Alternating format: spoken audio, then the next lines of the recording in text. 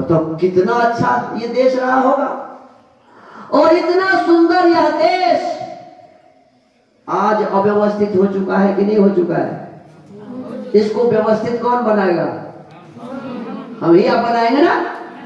हम आप यदि वेद के इस रहस्य को समझ लिए और करने योग्य कर्तव्य को ही किए, नहीं करने योग्य कर्तव्य को नहीं किए, तो फिर हमारा देश वैसा ही हो जाएगा। लेकिन दुर्भाग्य हो गया, ऐसा क्यों हुआ अपना देश? हम लोग वेद पढ़ना छोड़ दिए, हमारे ऊपर आक्रमण होता रहा, महाभारत युद्ध हुआ, उसमें हम बहुत सारे विद्वान मर गए, पिछड़ गए, इसके बाद भी काम होता था। तो नया आ गया ये क्या कहते हैं धर्म अपने देश में, उसका नाम था बौद्ध धर्म। क्या था जी? जैन और बौद्ध वालों ने कहा कि ईश्वर नाम की कोई चीज है संसार में नहीं है, फिर भी उन्होंने सत्य का स्थान दिया, सत्य बोलने का और धर्म के रास्ते पर चलने का। धर्म सत्यम शरणम गच्छामि, धर्मम शरणम गच्छामि, उन्होंने कहा। कुछ अच्छी बातें थी।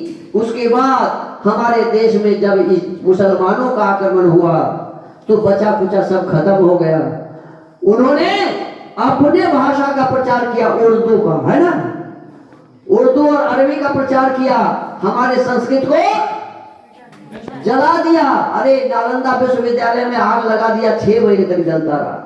बताओ कितना बड़ा अत्याचार किया।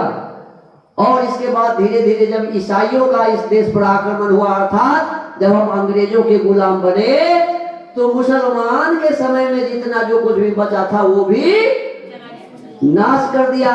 और वो लोग कहना शुरू किया कि वेद में कोई अच्छी बात। उन्होंने कहा वेद क्या है? तो गड़ेड़ियों का गीत है। क्या कहा? गड़ेड़ियों का गीत है।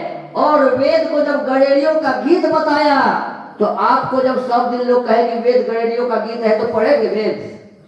नहीं पढ़ेंगे। हमारे लोगों को ऑक्सफोर्ड यूनिवर्सिटी में ले जाकर के यही बताया कि आपके वेद में कोई अच्छी बातें नहीं है, आपके वेद में बुरी बातें हैं, खराब बातें हैं, उसे मत पढ़ो, उसको पढ़ने से आपका जीवन खराब होगा। और धीरे धीरे हमारे लोग यहाँ ऐसे ही बन गए, सारे लोग वेद पढ़ना छोड़ दिए। जो पंडित जी पढ़ते थे वो भी कहना शुरू कर दिए, अब वेद इस संसार में नहीं रहा। वेद को ले गया शंखासुर राक्षस। कौन ले गया? पाताल लोक ले गया। और इसके पश्चात एक बहुत बड़े मनीषी इस देश में आए। गुजरात प्रांत में टंकारा में उनका जन्म हुआ। कब? 1824 ईस्वी में। उसी बालक का नाम था मूल शंकर। क्या था जी? मूल शंकर। वही बालक जब बड़ा हुआ था उसका नाम क्या हुआ?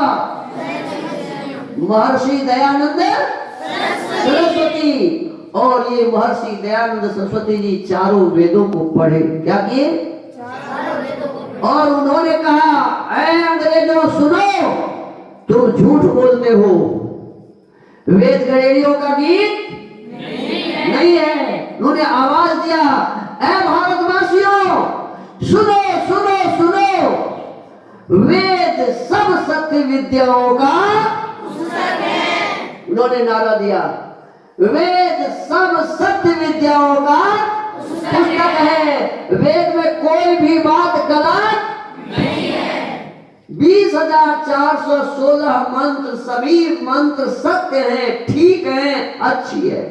और इन मंत्रों को पढ़ना, पढ़ाना, सुनना, सुनाना सब श्रेष्ठ लोगों का, आर्य का मतलब सभी श्रेष्ठ लोगों का परम धर्म है। क्या कहा?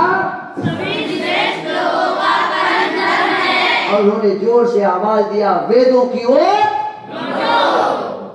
बैक टू वेदास, है ना, मत भागो पश्चिम की ओर, मत भागो दूसरे जगह, तुम वेदों की ओर लौटो। अर्थात वेद पढ़ो। वेदों की ओर लौटो माने वेद वहां रहेगा तो ऐसे होकर खड़े हो जाएंगे क्या उसके पास? अभी लोग यही कर रहा है, वेद के पास खड़ा होकर आरती उतारता है, जय वेद मैया, ऐसे थोड़े होगा। अरे वेदों की ओर लौटो माने वेद पढ़ो, वेद पढ़ाओ, वेद सुनो और वेद सुनाओ। और आज अब बीपीएससी यूपीएससी की परीक्षा होती है ना, तो उसमें लिखना होता है, पूछ दे कि वेदों की ओर लौटो किसने कहा, तो लिखना पड़ता है महर्षि दयानंद। उन्होंने एक किताब लिखी है, उसका नाम है सत्यार्थ प्रकाश। उस सत्यार्थ प्रकाश में उन्होंने सृष्टि के आदि से लेकर और आज जब तक वो थे तब तक के संविधान को उन्होंने बहुत बढ़िया ढंग से लिखा है। आप सबसे मेरा निवेदन है, जब आप बड़े होना, अभी तो छोटी बात है, अभी तो माने बहुत बड़ी बात आप नहीं कर सकते, लेकिन जब आप बड़े होना तो इसी सब विषय वस्तु को समझना, जानना, देखना कि महर्षि ने जो कहा वेद, ध्यान दीजिए। कई बच्चे इधर उधर देख रहे हैं, आप, मैं तो अब खत्म कर रहा हूं। ये बालक कौन है, उधर देख रहा है, देखो देखो देखो, अरे इधर देखो। वेदों के बारे में महर्षि ने कहा है कि वेद सब सत्य विद्याओं का वेद में विज्ञान है। हवाई जहाज बनाने की कला वेद में लिखी हुई है, टेलीफोन सब कुछ उसमें है। बेतार विद्या है ना जी, यही मोबाइल वाली बात, बेतार विद्या का मतलब है ये बेतार विद्या, यहां से अमेरिका बिना तार का बात करो। तो ये सब बातें जिस समय न मोबाइल था न हवाई जहाज था, 1875 ईस्वी में स्वामी जी ने अपने ऋग्वेद आदि भाषा भूमिका में लिखा है। तो उन्होंने तो लिख दिया, लेकिन हम लोगों को इसके लिए कुछ काम नहीं करना चाहिए? हम लोगों को काम करना चाहिए कि नहीं? आज मैं गया था घूमने, तो मैं जब गया तो एक जगह गया, एक वाटिका है, ब्रह्मा कुमारी वालों ने बनाया है, और उस वाटिका में जैसे ही लोग जाते हैं तो बहुत बढ़िया बेंच आदि लगे हुए हैं, कहते आइए आइए बैठिए बैठिए, यहाँ बैठिए, बैठा के, और वहां एक है टीचर जो उसे पढ़ाता है, सब गलती बात पढ़ाता है, लेकिन उन गलती बातों को भी सुनने के लिए लोग बिल्कुल तत्पर रहते हैं। क्यों? कि वो तो वैसी भी बातें कभी सुना, तो वही बात सुनाते हैं, वो सुनते हैं। बताओ, वो सुनाते हैं तो वो सुनते हैं, और जब हम वेद की सच्ची बातें बताएंगे तो नहीं सुनेंगे क्या? सुनेंगे कि नहीं सुनेंगे? वही काम हम लोगों को भी करना चाहिए कि नहीं करना चाहिए? अरे वही काम, वो झूठी बात सुना रहे हैं और हम सच्ची बात सुनाएंगे, तो हम सच्ची बात सुनाएंगे तो हमारी बात का असर नहीं होगा? लेकिन सुनाएंगे तब ना, हम सुनाएंगे तब ना सुनेंगे, लेकिन हमारे सुनाने वाले कोई है ही नहीं, सुनाने ही वाले नहीं है तो सुनने वाले कहां से आए? तो हम लोगों को ये ध्यान देना चाहिए। आप भी इसी माउंट आबू पर हैं जिस पर ब्रह्मा कुमारी वाले, माउंट आबू में हमारे ऋषि 1883 ईस्वी और उससे पहले भी आ चुके। ये ब्रह्मा कुमारी वाले लेखराज जी तो बाद में ना आए जी, बाद में आने वाला मेला लगा रहा है, और हम उससे पहले इस पर आए, लेकिन हमारा कोई सुनता क्यों नहीं सुनता? कि हम सुनाने वाले है ही नहीं। ऋषि ने जो कहा वेद का पढ़ना पढ़ाना फिर सुनना, ये काम हम कहां कर रहे हैं? सुनाने का काम कर ही नहीं रहे। आवश्यकता है ना करने की? आवश्यकता है। हम आपसे यही प्रार्थना करने आए हैं, निवेदन करने आए हैं कि महर्षि के उस आदेश को, महर्षि के उस तप को, महर्षि के उस बलिदान को हम आप सबको समझना चाहिए, जानना चाहिए, और आने वाले समय में व्रत धारण करना चाहिए कि मैं ऋषि के इस संदेश को सारे जमाने को सुनाने के लिए अपने आप को ऋषि जैसा बनाऊंगा। किसके जैसा? ऋषि जैसा अपने आप को बनाऊंगा। हमारे ऋषि जैसे सत्यनिष्ठ थे, धर्मात्मा थे, विद्वान थे, समझदार थे। हमें भी इसी प्रकार से श्रेष्ठता को धारण करनी पड़ेगी, सत्यता को जीवन में धारण करनी होगी। इसी प्रकार से हमें उत्तम श्रेष्ठ शिक्षा को ग्रहण करके दूसरों को सिखाना पड़ेगा। आप सब इस काम को करिए। मैं एक और बात आपको बताता हूं। मैं अभी आ रहा था तो हम लोग रेल में राजधानी एक्सप्रेस में आ रहे थे।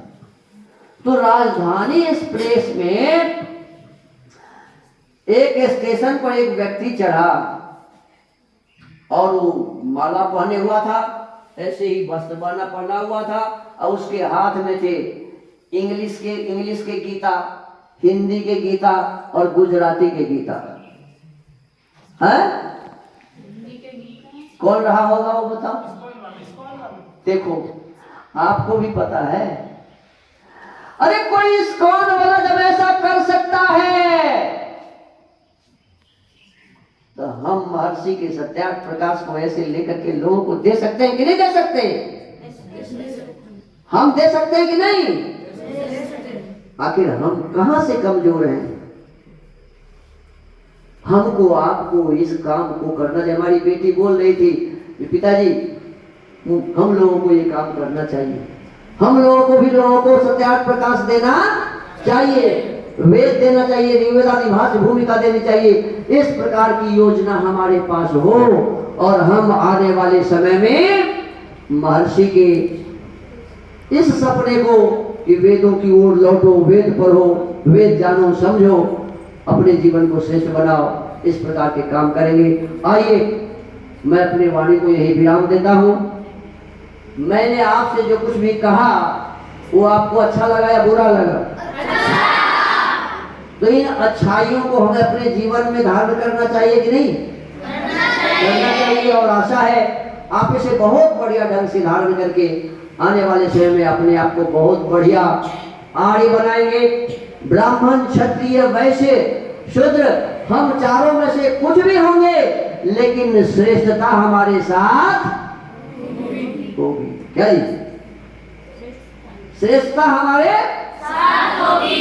साथ होगी तभी हम ब्राह्मण काम के होंगे ना, तभी क्षत्रिय, वैश्य और काम के शूद्र होंगे। अन्यथा हम इन चारों में से अलग होंगे, चारों से भी अलग होंगे। उसे दस्यु कहा जाता है, चोर कहा जाता है और भी डाकू राक्षस कहा जाता है। तो हम वो राक्षस, डाकू, चोर नहीं बनेंगे। ये व्रत हमारे भीतर में जरूर होना चाहिए। ठीक है। मैं